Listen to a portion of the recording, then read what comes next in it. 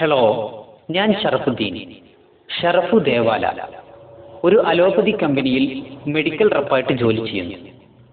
പ്രിയപ്പെട്ടവരെ, നിങ്ങൾ ജീവന തുല്യം സ്നേഹിക്കുന്ന നിങ്ങളുടെ പ്രിയപ്പെട്ട മോൻ അല്ലെങ്കിൽ മോൾക്ക് ക്യാൻസർ ബാധിച്ച് അതിനിഷ്ഠൂരമാം വിധം ആ പിഞ്ചു കൈകളും കാലുകളും വെട്ടിമാറ്റി ഒടുവിൽ നിങ്ങളുടെ മടിയിൽ കിടന്ന് പിടഞ്ഞു പിടഞ്ഞു മരിച്ചാൽ, മരിക്കുന്ന രംഗം കണ്ടാൽ നിങ്ങൾക്ക് താങ്ങാനാവുമോ?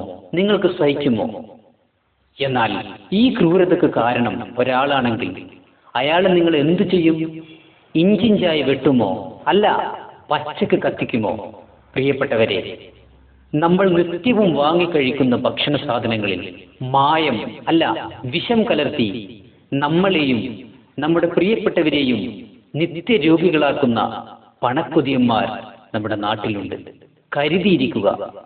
നമ്മൾ സ്നേഹത്തോടെ നമ്മുടെ മക്കൾക്ക് വാങ്ങിക്കൊടുക്കുന്ന ഫ്രൂട്ട്സിൽ വിഷമാണ്.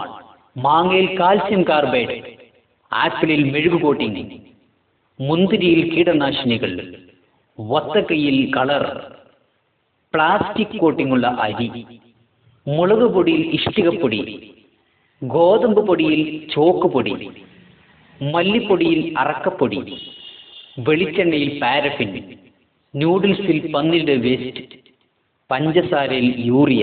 ഇങ്ങനെ ഭക്ഷണത്തിലെ മായം നീണ്ടുപോകുന്നു.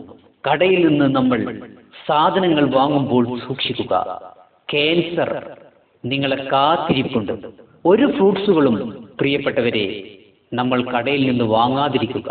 ഭക്ഷണത്തിൽ വിഷം കലർത്തി നമ്മളെയും നമ്മുടെ പ്രിയപ്പെട്ടവരെയും ഇഞ്ചിഞ്ചായി കൊല്ലാൻ ശ്രമിക്കുന്ന ഈ പണക്കൊതിയന്മാർ, ഒരു സംശയവും വേണ്ട, ഇവർ രാജ്യദ്രോഹികൾ തന്നെ. അവർക്ക് മാന്യമായ ശിക്ഷ ഭരണകൂടം നിശ്ചയിക്കണം. അവരെ ഒറ്റപ്പെടുത്തണം. അവരെ ഇന്ത്യയിൽ ജീവിക്കാൻ അനുവദിച്ചുകൂടാ. ഇന്ത്യയിലെ ജനങ്ങളെ നിത്യരോഗികളാക്കുന്ന ഇവരെ ഇന്ത്യയിൽ ജീവിക്കാൻ അനുവദിച്ചുകൂടാ.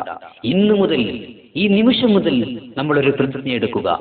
മായം കലർന്ന ഭക്ഷണ സാധനങ്ങൾ നാം വാങ്ങില്ല, നമ്മുടെ പ്രിയപ്പെട്ടവർക്ക് കൊടുക്കില്ല. അതുവഴി ഈ രാക്ഷസന്മാരെ നമ്മൾ തീറ്റിപ്പോറ്റില്ല. ഭക്ഷണത്തിൽ മായം കലർത്തുന്ന പ്രവണത എവിടെ കണ്ടാലും നമ്മൾ പ്രതികരിക്കുക. നമുക്കതിന് കഴിയട്ടെ. നിങ്ങൾ തയ്യാറല്ലേ?